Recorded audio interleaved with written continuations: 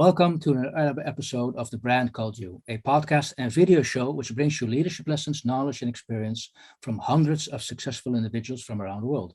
If you're new to the channel, please subscribe so you won't miss a new episode. I'm your host, Frits Bussemaker, and today I'm delighted and privileged to have a conversation with Bilel Jamoussi. Bilel, welcome to the program. Thank you very much for having me. Bilel, allow me to introduce who you are, and we'll take it from there. You're originally from Tunisia, have a background in telecom, you're an engineer. You also have a PhD in computer engineering from Penn State, and you have over 22 granted patents filed with the US. Actually quite a variety of fields. Worked in the telco industry for over 15 years with companies like Bell and Nortel, a member of the IEEE, which we'll cover later. And you're currently working for the ITU, one of the UN agencies based out of Geneva. So in summary, an engineer, a leader, a diplomat, and looking at multilingual standardization and holding patents. So you know what you're talking about. So Bilel, again, welcome to the program. Now, Bilel, when I read your summary, when I look at what you have done. It reminds me of a Dutch saying which goes about, we have a sheep with 5 legs. And this is somebody or someone who needs to be unreasonably versatile. Now, note, 1 in a million sheep do have 5 legs. And looking at your background, seems like you fit that bill as well. You have such a unique set of skills. How did that come about? Very interesting metaphor or saying in the Dutch. Haven't heard it before, but certainly quite interesting. I think the answer is probably how I got here. Today I'm here in Geneva as a chief of a department in an international organization, managing standards development and finding consensus among 193 countries, 800 companies and 160 universities and so on. So if I look back at my career and how I got here, it has been always, a challenge to meet or something really difficult to overcome, to be there. In my family, I'm the youngest of 6 children. So it always was a challenge to get my place in the family and have a say in how things are going and so on, being the youngest. I come from a family that looks at excellence in everything we do as a prerequisite or something important in our life, and especially success in education. I come from a very modest family. My dad used to work for the town hall, the municipality, and my mom was working in a store making dresses for women. So it was a very modest income. And the fact that I succeeded in life was the challenge to always be the best in education. In Tunisia, when I was growing up, the president then was Bourguiba. And he's very well known at the time for someone who really put most of the budget of the country in education. And so from the primary school to high school, our education system at the time was one of the best. And when I finished the high school, I was ranked the number 4 in the country, which gave me access to a scholarship to go to the United States. Otherwise, it would have been impossible from my family's finances to be able to study in the United States. So every year from primary school to high school was always trying to be the best at the class, the best at the school, in the country. And that allowed me to gain this access to the United States higher education system, one of the best in the world, to be at Penn State University and to study computer engineering, which was my choice, because usually if you get a scholarship, you may not get also your choice of education. So throughout my career, it has been always, the big challenge to overcome to go to the next step. And to be able to do that, you have to learn a lot and you have to adapt yourself a lot and you have to be very nimble in how you can learn new skills, whether it's language, because when I grew up, I was speaking Arabic, and in Tunisia, we also speak French. So English was something that I learned almost at the end of high school. And when I had to go to the US, I had to learn a third language and be proficient to the level that I can study at one of the best universities, Penn State University. And so that explains the language proficiency.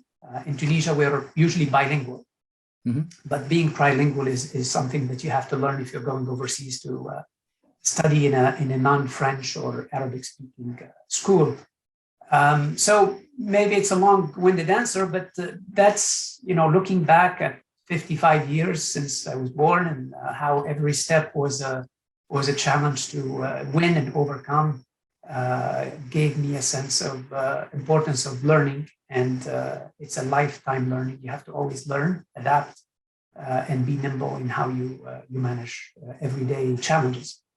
Okay, so thanks for sharing that background story, by the way. So the importance of knowledge, the importance of education, well said. But I've also noticed in reading up on your background that you have a very strong background in setting standards. Standards in the telco industry, standards with the ITU. First of all, what are standards in this case, and what draws you to them? Well, believe it or not, my encounter with standard was almost accidental, in the sense that when I finished my PhD degree at Penn State University, I moved to Canada to work for Nortel Networks. The unit I worked for was Bell Northern Research, which was the R&D arm of Nortel. And at the time, Nortel certainly was one of the best telecom manufacturing companies in the world. I joined Nortel in '94 to work on the ATM switch, which is a multi-service access switch that allows many types of data to be managed on the same device. And this was just at the genesis of the internet. The internet and the web was just about to become used, the World Wide Web and so on was just coming on board. So when I started working in Nortel, I was a design engineer working on the traffic management to see how to best manage the internet traffic at the time, leveraging a lot of the work I have done on my PhD on analyzing the internet traffic as it was coming at the time, and looking at that traffic, how to make it, design products using that knowledge. And that's why Nortel hired me in Ottawa. So as I started building products, I realized that we had to adhere to international standards. And one of the standards that this product had to adhere to was ATM Forum, which was also adopted by the ITU, by one of the study groups in the ITU that dealt with data products or data standards. So that was my first encounter. As I was building a product, I realized that I have to adhere to a standard. But then I realized the standard was deficient in certain aspects. And as I was building the solution, my colleagues in Nortel, and Nortel as a company, encouraged very much the filing of patents. Because as an R&D company, your assets and your value add and your differentiation over the competition is your intellectual property. And patents allow us to protect the intellectual property. So whenever we had any new ideas, before we go to standards with those ideas, we have to file a patent. So as I was building this product and I found the deficiency in one of the standards, I came up with a solution that is better. And we filed a patent, which was my first granted patent in year 2000, but the patent was filed in '98. And we implemented that patent in the product. So I learned the importance of standards, of patents, and R&D all in one go. And it was fascinating. For a young engineer, '94, I was basically just graduated with my PhD. I was 26 years old. To be able to have all of those three variables in parallel at the same time and be able to succeed in getting the patent, getting the standard, and implementing the product, and the product being sold. Basically, all of the airline industry, CETA is the airline network. present in 200 countries. So all the airports and all the airline systems connected to the CETA network. And at the time, CETA adopted the Nortel product. So my patent, my invention, was not only in the international standard, but it was also in a product that was deployed in 200 countries around the world. And that was, for me, as a young engineer, extremely fascinating and extremely rewarding. And I started getting promoted very rapidly. So from an entry engineer with a PhD to team leader, very quickly to a manager, to a senior manager, and so on. So that's why I was saying accidentally, because I didn't do it because I was doing a standard. Was doing it because I was building a product and doing an R&D project. So as we finished that implementation, my management looked at that achievement and said, why don't you go to the Internet Engineering Task Force? Because we are hearing that this is a new protocol called tag switching by Cisco, called MPLS by ITF, and we want to know more about this. Yeah. By the way, you're using a lot of jargon, even with my IT background. I sometimes forget that we have a very big world out there who does not understand what all these three-letter acronyms mean. Right. But it is complex. It is complex, but let's say it's the internet protocols. Yep. And the internet protocols being enhanced to be faster, to be able to process the internet traffic faster. And my company wanted to know more about it. So they sent me to this standard body, which is called the Internet Engineering Task Force, that standardizes all of the internet protocols. And so I went for a week and I saw all the groups and all the companies that are competing with Nortel at the time. And I realized very quickly that this new protocol is going to be extremely strategic for the next years. I don't know how many years, but it was going to be very strategic. So when I came back and filed my report, I rang the alarm bell and I said, look, we have to start implementing this immediately. And by the way, I think we already have an implementation in the house that we simply need to adapt. So my senior management looked at that and they came to talk to me about this alarm bell that I'm ringing to see how realistic it is. And then they gave me a little bit more time to demonstrate that this is really real. So we implemented this in a prototype. We took it back to the next meeting of the standard, which was about 6 months later.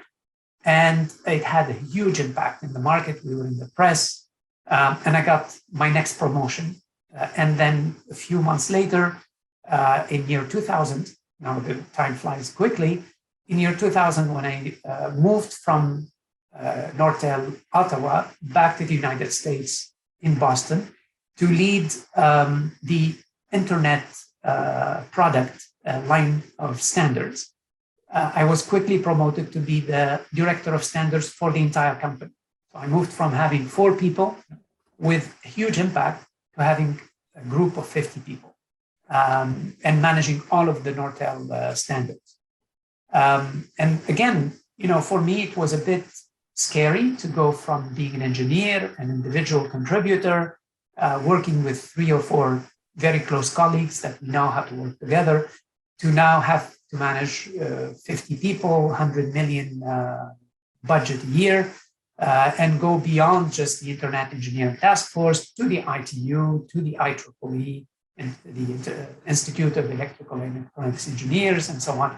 So all in all, I had to manage 90 different standards development organizations, about 50 engineers and PhDs, and a budget of $10 million a year. Okay, so my quick intermediate assessment is you're not born as a sheep with 5 legs, but it grows on you just because of the job you do. You started as an engineer, and over time, you've picked up all these skills you need, which brought you where you are today. Pretty much. You have opportunities that come up and you need to strike while the iron is hot. Yeah. You need to pick the strategic projects and you need to think of what's really most important to do. And I was lucky to be able to pick those right moments and not lose the opportunity when it comes. And sometimes you have to be brave. I mean, it's to go from being a young engineer to manage a group of 50 people. Most of them were 30 years older than me. I mean, the director of standards at the time, he was a very nice man, a Canadian gentleman. At first, it was a bit awkward for me, this young guy, having managed this gentleman who's been in the company 33 years, more than my age at the time, and all of his group. But I took the challenge, and I realized that I didn't have necessarily all the management skills and soft skills. And at the time, as I mentioned, I was in the US, and I had to commute for an hour from Billerica, Massachusetts to Nashua, New Hampshire, where I lived. So this was still cassette tapes time. We're not in the CD or USBs and digital era. So I went to the library, the Nashua Public Library, and I picked up all of the tapes about the 7 habits of highly effective people, Walsh management skills from GE, all kinds of management courses or books that were audiobooks. And as I was commuting back and forth, I would put those tapes in and start listening to learning management skills, because I had to apply them right away on a new assignment that I was not ready for. Yeah, but this resonates for me. This is the Tunisian upbringing. Always be the best, always educate, and keep on doing that. Absolutely. That was the upbringing was, we don't have oil in Tunisia. It's not a rich country by natural resources, but it is a rich country by the people, the skills, and the education of the people. Bourguiba used to spend 30% of the budget on education, whereas other countries were spending 30% of the budget on weapons. And the reason Tunisia was faring well, even today, during all of this turmoil in the region, political and political changes, is that the population is very highly educated. Thanks to that early investment after independence in 1956, where the top priority of the country was to create talent, educate people, make sure that people are educated in all fields, and to have gender balance. When I was a young pupil in the school, the student next to me was a young girl. I mean, this classroom was 50% men or young boys and 50% girls. So in Tunisia, it was a priority for education and a priority for women emancipation since the independence, since around 1956. So those come as a natural thing. And today, when we talk about gender balance in the ITU and elsewhere in our industry, for me, it's just a natural thing. That's the way it's supposed to be. It's nothing new. Okay. Good to know. Good to be aware that some countries in the world are leading this, this assessment that we need to be inclusive and diverse. Hey, one quick question before I move to how you move to the ITU. My takeaway from your story about the relation between standards and patents is that standards are not as neutral as I always thought they would be, because of that relationship, owning the standards also gives you access to using your own patents or not. Right. The good news is that there is a patent policy in most of the standards organizations. And I would say the ITU patent policy, not because I'm working for the ITU today, but the ITU patent policy has been one of the best in terms of providing choices for the patent holder to license the patents on different forms or modalities. We have 3 possibilities, options. One is to license on reasonable and non-discriminatory, which is most of the companies do, because then you can cross-trade patents with other competitors and so on. Not necessarily exchanging money, but just exchanging cross-licensing. Another is to give patents on royalty-free, because you're not so much as a company interested in the money, but you want people to use that patent and to use the standard. So you just make it royalty-free. And the third option, if it is critically important for you, you say no license, which means that the standard work has to stop because you're not willing to license the patent. And that rarely happens. I almost have never seen that in my 12 years of career in ITU and even before. The patents are a way to reward the R&D investor, because in order to get to the patent, I remember, for example, this problem that I had to solve. I probably spent 6 months trying to find the best solution to this bandwidth management, how to manage the resources on the network. And once I found it, we filed the patent, we put it in the standard and so on. So that's half a year's salary for an engineer. When you file the patent, you don't know as a company whether it's going to make it or not, but maybe out of 3,000 or 4,000 patents, there is 300 that are going to be what we call standards essential patents, meaning that other people are implementing those or using the patents because they are implementing the standard. And when you go to court, you don't have to demonstrate anything, because if you, as a company, you're selling products that adhere to a standard and the standard has the standards essential patent, then you know that you're using company X's patents. So the patent lawyers, they love it because it's so easy to cross-license, to get royalties back and forth.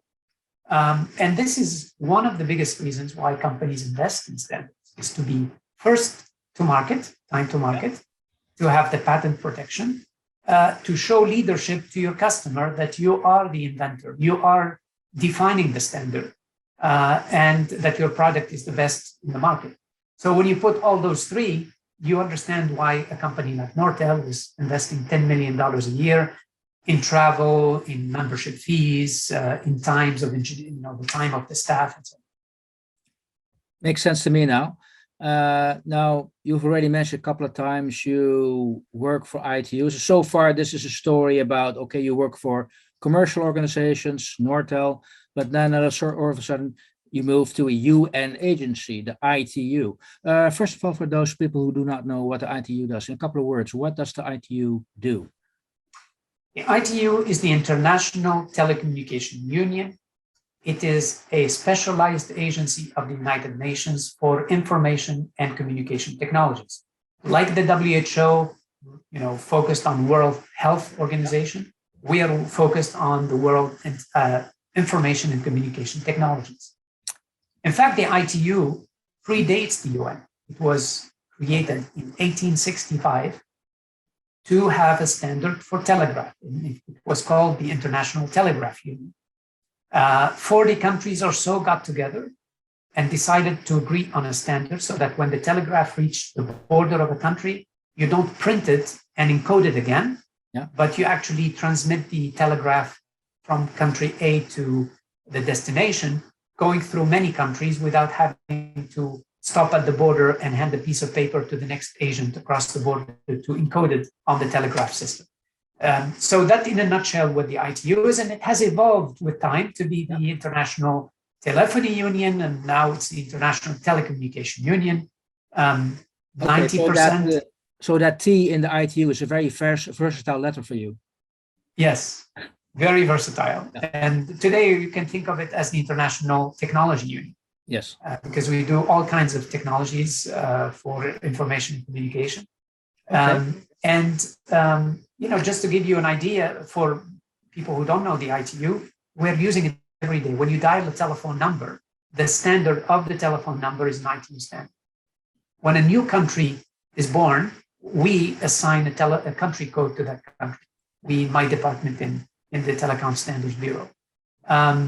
90% of the internet traffic runs on fiber optic networks, standardizing the ITU.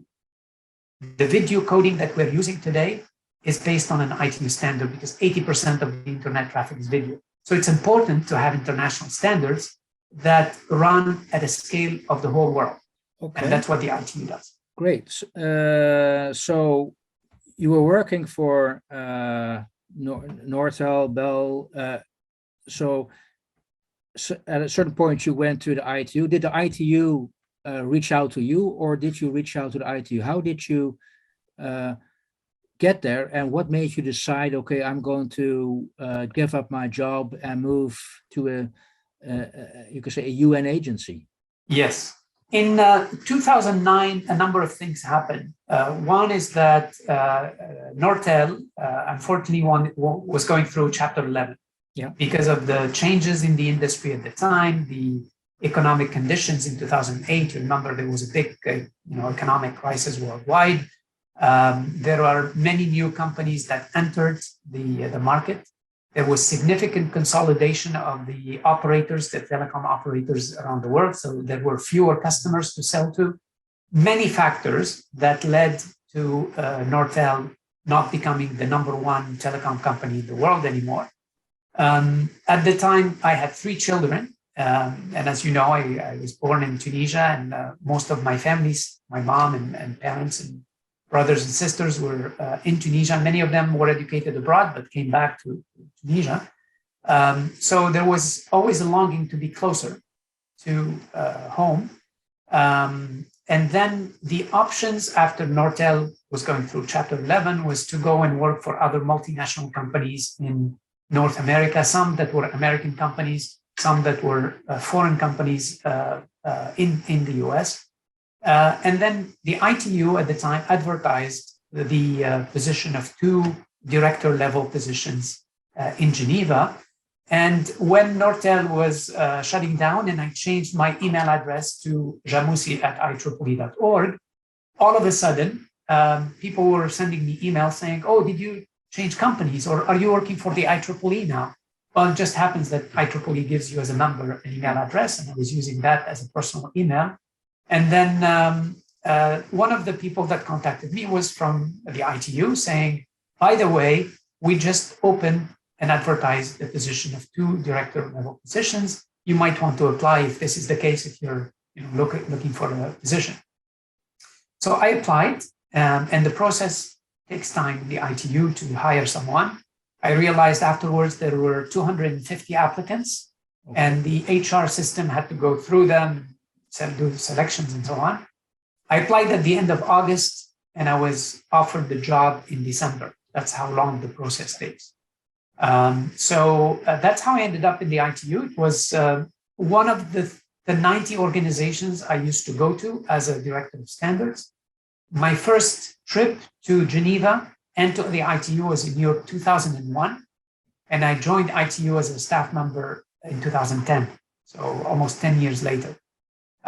When I first came to Geneva to visit the ITU, Mr. Zhao, who was now the Secretary General of the ITU, was then the director of the TSB, the director of the Telecom Standards Bureau. And Nortel was the biggest company in the world in telecom manufacturing. And for me, being the director of standards, we had 3 chairmen of groups in the ITU. And we were probably the most present company in terms of contributions and engineers' presence and so on.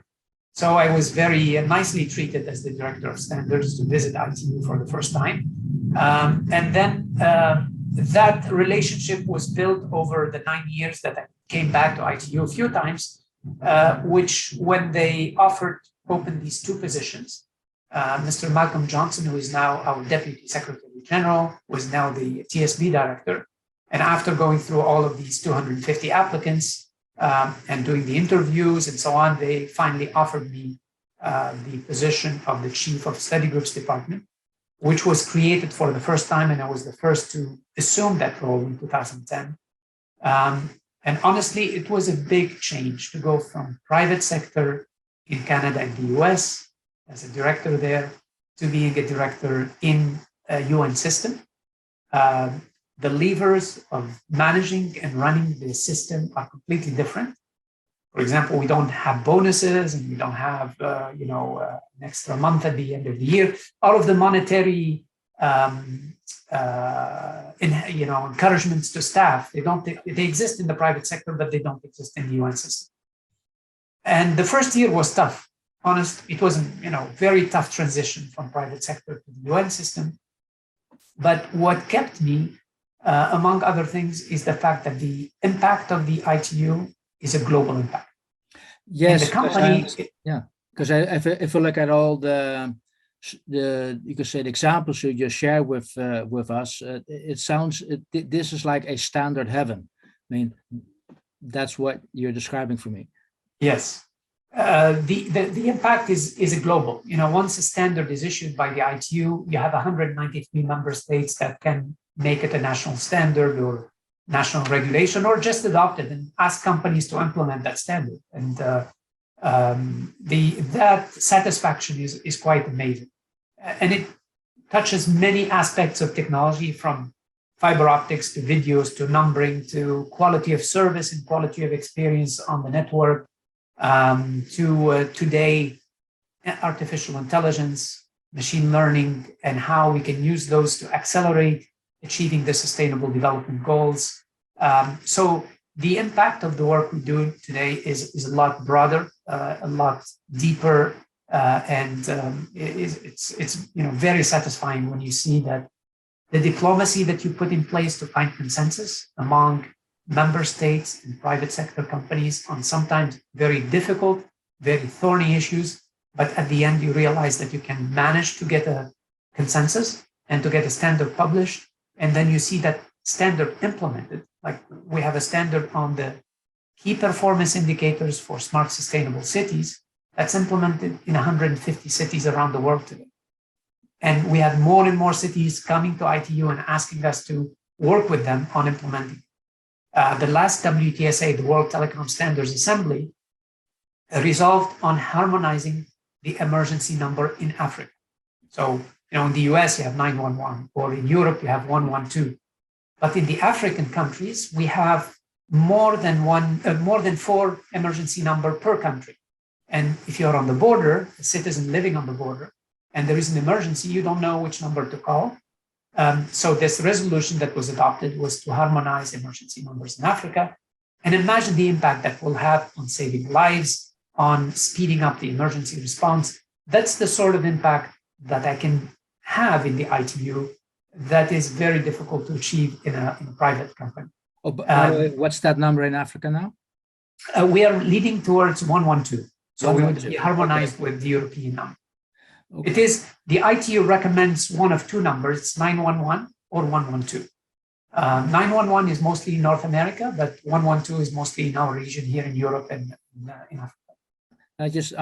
Things you take for granted that it's there. It's interesting to hear you talk about actually how we get there. Now, unfortunately, people, we're almost at the end of the interview. There are a couple of, I would say, questions, like personal questions I'd like to ask you. In your career so far, what are your biggest learnings? Have there been any failures or mistakes where you say, well, hey, I should not have done that, but this is what I've learned from that? I think in the context of ITU, one of the biggest learnings is to be patient. Okay. Patience is important because consensus building, when you're dealing with 193 member states and 800 companies, in order to get to a consensus position, it needs time. And in my previous years in the private sector, time was of essence, and you have to get things done quickly. And I was always in a rush. But after a few years in the ITU, I learned that sometimes time is on your side, in the sense that if you just let the members mull over and think about something and discuss it and so on, eventually the consensus might be easier to reach than if you try to rush something. Okay. So that was certainly one of the key learnings in my earlier years in the ITU, to just let the members discuss and give them the space and the platform, enable that environment for dialogue to be able to reach a good outcome. Okay. It may not be the outcome that you thought of it, or I thought of it initially, but that dialogue always brings to light something that none of the initial proponents or opponents of the topic perhaps have thought about. Yeah. In the private sector, in Nortel, one of the things that I learned was not to judge quickly, but to listen. Right. Yeah. Listening and asking questions instead of sometimes being confrontational, or especially when the discussion is very technical and everyone has an idea and everyone wants to push their idea because they think it's the best. Sometimes it's best to step back and, instead of judging, asking the question. So it's always good. And it's much better to resolve conflict when you ask a question than to pass a judgment. And when I learned that technique earlier on in my Nortel days, one of my colleagues said, Bilel, can you be more subtle? Because if you're subtle, then the discussion in the team will be easier. And it took me a while. Subtle, okay. So, but afterwards, I tried to practice that, and I realized it was really quite powerful. So being subtle, asking questions instead of judging, and also being patient, giving time in the ITU context, were certainly techniques that I apply myself in how to manage situations. In terms of hiring people, it's important to find that intersection of the skills and talent of the person, the organizational need, and the passion. Because if you have the three in a person, you have a very, very strong team. And as I mentioned earlier, when moving from private sector, when you have the monetary tools to encourage and promote, but in the UN system, you have less of that. You need to be very careful in hiring people and make sure that you have those three elements always present: passion, skills, and organizational needs. And I'm really lucky in my 12 years, my colleagues and I who report to me, we have an outstanding relationship. It's more like friends and colleagues than supervisee. And it was because that relationship was carefully built over time in the context of the UN system. So every organization has its own context, and one has to adapt the tools to the context that we have. Very valuable lessons to share, Bilel. I want to really thank you for that. For me, you've demonstrated that you are an engineer turned diplomat to help create a better world through standards with the ITU. I want to thank you so much for sharing what you've done and how you did that. I want to thank you so much. It's a pleasure. Pleasure to be with you. Thank you for listening to the Brand Called You videocast and podcast, a platform that brings you knowledge, experience, and wisdom of hundreds of successful individuals from around the world. Do visit our website www.tbcy.in to watch and listen to the stories of many more individuals. You can also follow us on YouTube, Facebook, Instagram, and Twitter. Just search for the Brand Called You.